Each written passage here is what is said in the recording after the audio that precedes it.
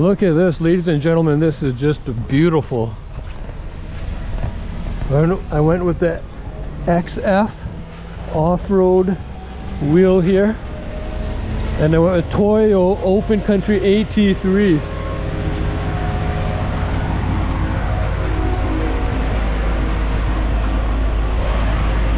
And we went with a 2.5 inch level, so you can see that it's right up there under the strut there.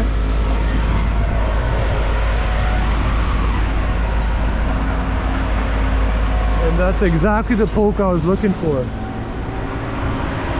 Oh, nice. And they even put the Grizzly Trucks in there. Beautiful, beautiful.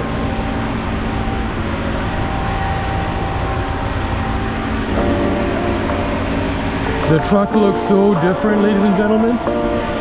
Beautiful.